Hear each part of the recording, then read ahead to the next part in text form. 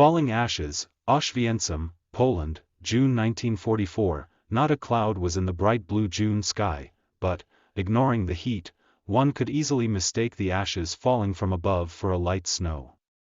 It was not snow, however. Snow was for happier times.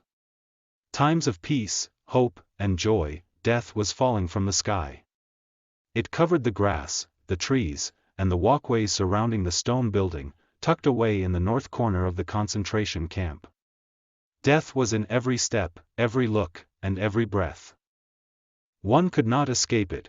Within the barbed wire fences of the Auschwitz-Birkenau concentration camp, the ovens raged, consuming the bodies of thousands of innocent Jews as they were unceremoniously shoveled into the fiery infernos.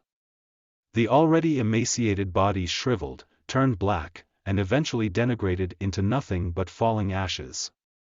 Aldrich Blau stepped forward to receive yet another body, number A3765, which he swiftly inserted into the brick oven. The flesh of the unnamed Jew crackled and popped as it was cooked by the intense heat. Blau bristled.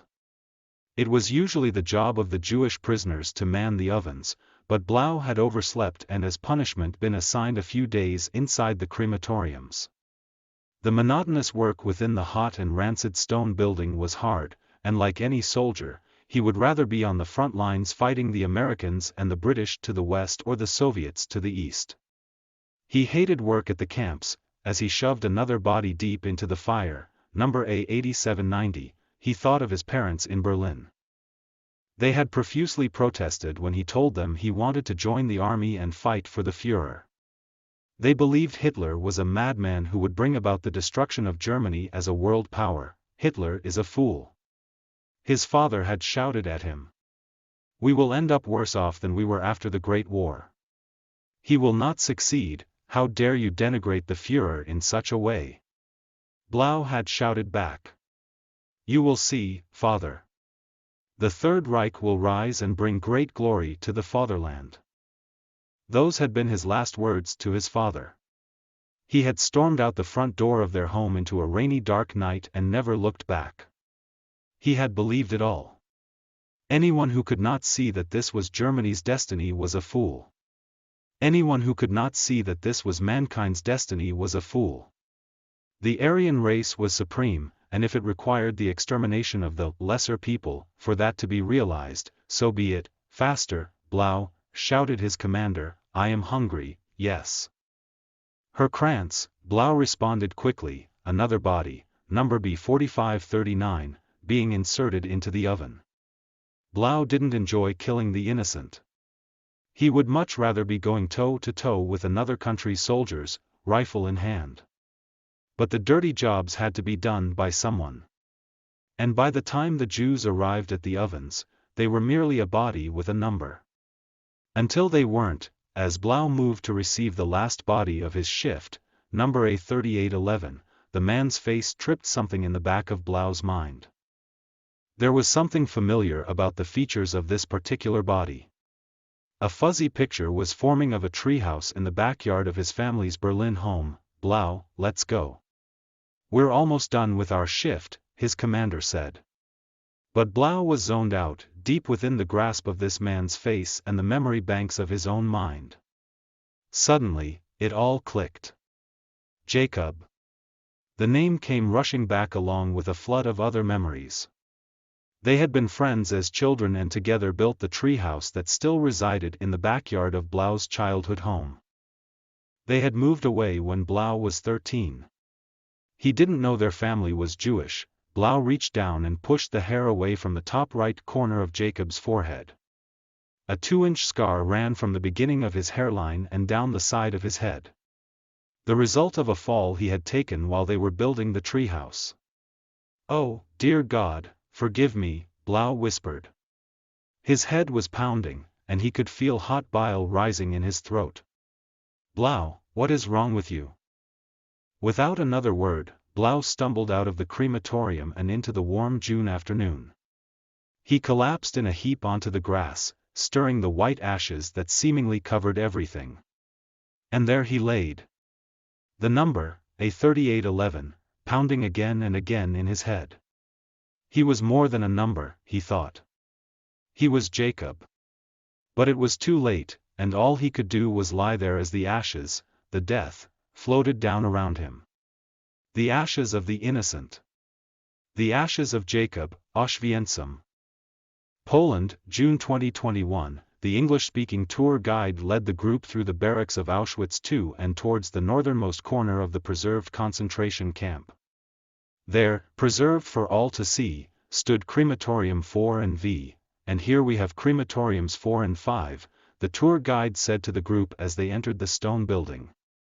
Its lone feature being the tall brick chimney. Tàn cho rơi Oswiecim, Ba Lan tháng 6 năm 1944 không phải một đám mây trên bầu trời tháng 6 trong xanh tươi sáng, nhưng, phớt lờ cái nóng, người ta có thể dễ dàng nhầm cho tàn rơi từ trên cao xuống với một trận tuyết nhẹ. Tuy nhiên, trời không phải tuyết, Snow dành cho những khoảng thời gian hạnh phúc hơn, thời gian của hòa bình, hy vọng và niềm vui. Cái chết từ trên trời rơi xuống. Nó bao phủ cỏ cây và những lối đi xung quanh tòa nhà bằng đá, nằm khuất trong góc phía bắc của trại tập trung. Cái chết hiện hữu trong từng bước đi, từng ánh mắt và từng hơi thở. Người ta không thể thoát khỏi nó. Trong hàng rào dây thép gai của trại tập trung Auschwitz-Birkenau, những con quạ hoành hành thiêu rụi xác của hàng ngàn người Do Thái vô tội khi họ bị xúc động một cách vô cớ vào các địa ngục rực lửa. Những cơ thể vốn đã tiều tụy teo tóp biến thành màu đen, và cuối cùng biến thành đống tro tàn. Andrich Blau bước tới để nhận thêm một thi thể khác số A3765 mà anh ta nhanh chóng đưa vào lò gạch. Thịt của người Do Thái vô danh nứt toác và lộ ra khi nó được nấu chín bởi sức nóng dữ dội. Blau nổi gai ốc, nhiệm vụ của các tù nhân Do Thái là quản lý các lò thiêu, nhưng Blau đã ngủ quên và hình phạt đã được ấn định trong vài ngày bên trong các lò thiêu. Công việc đơn điệu trong tòa nhà bằng đá nóng và ôi thiêu thật khó, và giống như bất kỳ người lính nào, anh ấy muốn ở tiền tuyến chiến đấu với người Mỹ và người Anh ở phía Tây hoặc Liên Xô ở phía Đông. Anh ghét công việc ở trại. Khi đẩy một thi thể khác vào sâu trong đám cháy số A8790, anh nghĩ đến cha mẹ mình ở Berlin. Họ đã phản đối dữ dội khi anh nói với họ rằng anh muốn gia nhập quân đội và chiến đấu cho Führer. Họ tin rằng Hitler là một kẻ điên rồ sẽ mang đến sự hủy diệt của nước Đức với tư cách là một cường quốc trên thế giới.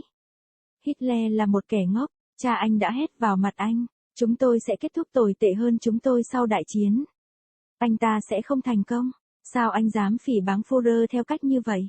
Blau đã hét lại, cha sẽ thấy, thưa cha. Đệ tam đế chế sẽ trỗi dậy và mang lại vinh quang to lớn cho Tổ quốc. Đó là những lời cuối cùng của anh ấy với cha mình. Anh đã xông ra trước cửa nhà của họ vào một đêm tối mưa và không bao giờ ngoảnh lại. Anh đã tin tất cả. Bất cứ ai không thể thấy rằng đây là số phận của nước Đức đều là một kẻ ngu ngốc. Bất cứ ai không thể thấy rằng đây là số phận của loài người đều là một kẻ ngốc. Chủng tộc Aryan là tối cao, và nếu nó yêu cầu tiêu diệt những người thấp kém hơn để điều đó được thực hiện, thì hãy cứ như vậy. Nhanh hơn, Blau chỉ huy hét lên, tôi đói. Vâng, thưa ngài Grant, Blau nhanh chóng trả lời, một cơ thể khác số B4539 được đưa vào trong lò. Blau không thích giết người vô tội, anh ta thà đi đối đầu với những người lính của nước khác, súng trường trong tay. Nhưng những công việc bẩn thỉu đã phải được thực hiện bởi một người nào đó. Và vào thời điểm những người Do Thái đến lò, họ chỉ là một cơ thể với một con số, cho đến khi họ không làm như vậy. Khi Blau di chuyển để nhận người cuối cùng trong ca trực của mình, số A3811, khuôn mặt của người đàn ông ấy vấp phải điều gì đó trong tâm trí Blau. Có một cái gì đó quen thuộc về các tính năng của cơ thể đặc biệt này. Một bức tranh mờ ảo đang hình thành một ngôi nhà trên cây ở sân sau ngôi nhà ở Berlin của gia đình anh ấy. Blau, đi thôi, chúng tôi sắp hoàn thành ca trực của mình, chỉ huy của anh ta nói. Nhưng Blau đã được khoanh vùng, sâu trong tầm tay của người đàn ông này và ngân hàng ký ức của chính tâm trí anh ta. Đột nhiên, tất cả đều nhấp nháy. Jacob, cái tên ùa về kéo theo một lũ ký ức khác. Họ đã là bạn khi còn nhỏ và cùng nhau xây dựng ngôi nhà trên cây vẫn nằm ở sân sau ngôi nhà thời thơ ấu của Blau. Họ đã chuyển đi khi Blau 13 tuổi. Anh ấy không biết gia đình họ là người Do Thái. Blau cúi xuống và vén tóc ra khỏi góc trên cùng bên phải của trán Jacob. Một vết sẹo dài 2 inch chảy từ đầu chân tóc và dọc theo bên đầu. Kết quả của một cú ngã mà anh ta đã thực hiện trong khi họ đang xây dựng ngôi nhà trên cây. Ôi, Chúa ơi, hãy tha thứ cho tôi, Blau thì thầm. Đầu anh đập thình thịch, và anh có thể cảm thấy mật nóng dâng lên trong cổ họng. Blau, bạn bị sao vậy? Không nói thêm lời nào, Blau bước ra khỏi lò thiêu và bước vào buổi chiều tháng 6 ấm áp. Anh gục xuống thành đống trên bãi cỏ, khuấy lên đống tro trắng dường như bao phủ tất cả mọi thứ. Và anh ấy nằm ở đó. Con số A3811 cứ đập thình thịch trong đầu cậu. Anh ấy còn hơn cả một con số. Anh nghĩ, anh ấy là Jacob, nhưng đã quá muộn, và tất cả những gì anh có thể làm là nằm đó như tro tàn cái chết trôi xuống xung quanh anh. Tro tàn của người vô tội. Tro cốt của Jacob Oswiecim, Ba Lan tháng 6 năm 2021. Hướng dẫn viên nói tiếng Anh dẫn đoàn đi qua doanh trại của trại Auschwitz II và hướng về góc cực bắc của trại tập trung được bảo tồn. Ở đó, được bảo tồn cho tất cả mọi người xem. Đứng crematorium IV và V, và ở đây chúng tôi có 4 và 5 lò hỏa táng, hướng dẫn viên nói với nhóm khi họ bước vào tòa nhà bằng đá. Đặc điểm duy nhất của nó là ống khói bằng gạch cao.